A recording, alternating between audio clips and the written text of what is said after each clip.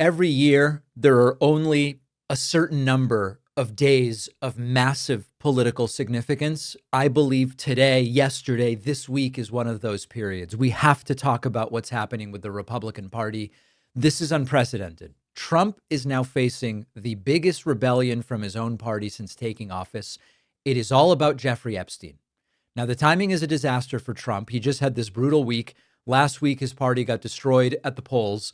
The Supreme Court seems very skeptical about his blanket tariffs. We just ended a 40-plus day government shutdown. And then Wednesday happens. House Democrats released documents showing Epstein said Trump knew about the girls that Epstein was trafficking. In another email, Epstein calls Trump a maniac with early dementia. We're going to get to all of the emails a little bit later. But the big story here is that at least 100 Republicans are expected to vote to release all of the classified Epstein files. Why would they do this? Well, they would do it because they might see the inevitability of the files coming out, and they want to be seen as not on the side of those accused of sexual assault and worse. Mike Johnson, the Speaker of the House, said the vote is going to happen next week. We now have 218 signatures on the discharge petition, thanks to the swearing in, finally, of our friend, now Congresswoman Adelita Grijalva. The Republican defections keep coming. Warren Davidson and Don Bacon, Tim Burchett, and I could give you the list. They're signaling we're going to vote yes on this. And so they're going to join Thomas Massie and Nancy Mace and presumably Lauren Boebert, although there is now an effort to shut her up, Marjorie Taylor Greene, and others. Some Republicans are holding to defending Donald Trump, and they're attempting various propaganda distractions. Here is Congressman Buddy Carter, along with Fox host Maria Bartiromo, saying all of this Epstein stuff is just a deflection from the real problem, which is Democrats are the problem. Democrats are getting an assist from the media because the media, yesterday I was flipping around. It was around 5, 6 o'clock at night, and they were literally voting in the Senate. They were literally voting in the House, rather, pardon me. And they would not even talk about the government shutdown coming to an end on CNN. They were wall to wall on Jeffrey Epstein. They would not discuss the fact that the Democrats, in their eyes, caved. And that's the way CNN saw it, that the Democrats caved. This is really activist media. It's unbelievable. It is unbelievable, and it's really sad because the American people who believe that they're being misled. We all know that. Look, the Epstein part is just them trying to deflect away from the real problem. The real problem here is that the Democrats, the Senate Democrats, Chuck Schumer, John Ossoff, they voted 14 times to keep the government closed. That's the real problem, guys. Not that after denying that he barely even knew him and certainly didn't have contact with him over the last 10 years, and the emails reveal that that is not true. The real story is it's a distraction because the government was closed. Trump is freaking out. He went on Truth Social calling this the Jeffrey Epstein hoax and that only very bad, stupid Republicans would fall for this. Well, they all seem to be falling for it, or at least many of them. And the White House panicked and brought Lauren Boebert in reportedly to try to get her not to go forward with this. Trump calling her a couple days ago, phone tagged, she refused, but her signature stayed in.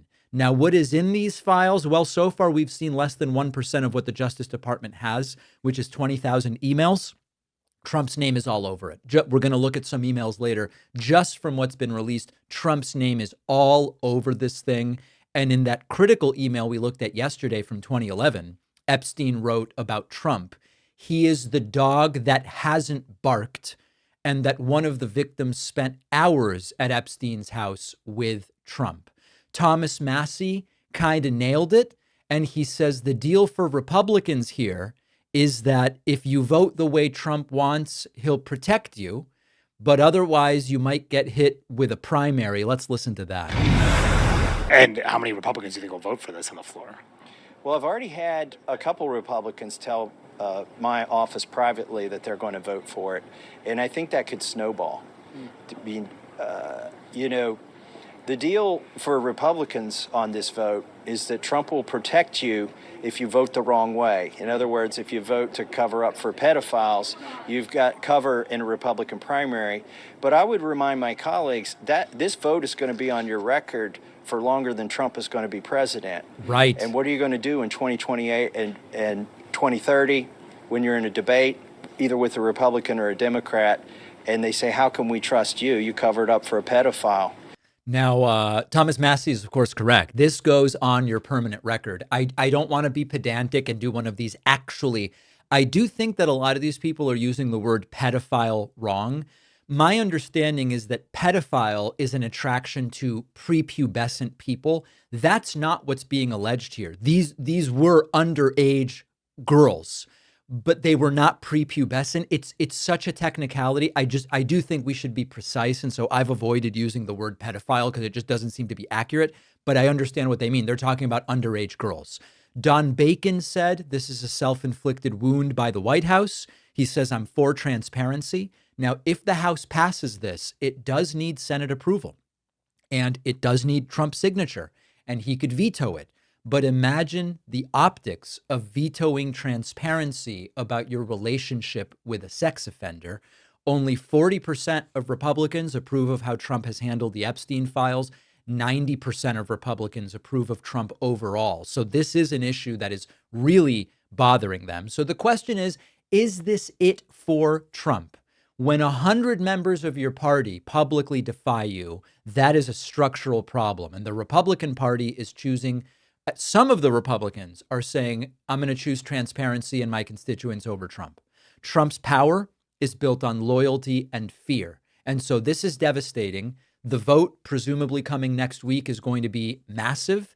And the rebellion seems real. I don't think I've ever seen Trump's grip on the party slip to the degree that it has today. But the biggest cowards in the Republican Party are the ones who are now going to vote to release the Epstein files because of the pressure, but who previously tried to block the petition. They wanted to run cover, but now that they see we may just not have the numbers, let me scramble to see if I can get on the right side of history. So that's what's going on with Republicans.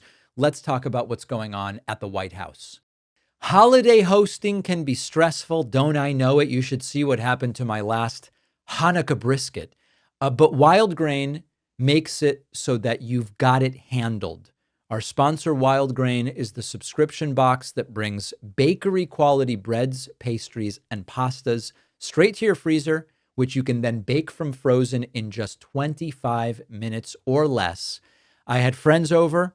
I served apple pie bites and cranberry pecan rolls from Wild Grain. Huge hit. People thought I made them from scratch. Did I disabuse them of that notion? I don't know. That's a question for a different day. I love how everything turns out consistently. Every loaf and roll is perfectly browned, soft inside, smells great. They also have plant-based and gluten-free options, so everybody's covered. Wild Grain is one of those things you try once and you think, why didn't I start doing this sooner? Whether you're gifting it or keeping it for yourself, Wild Grain makes it easy to have something special on the table at any time. Get $30 off your first box plus free croissants for life at wildgrain.com/Pakman. The link is in the description.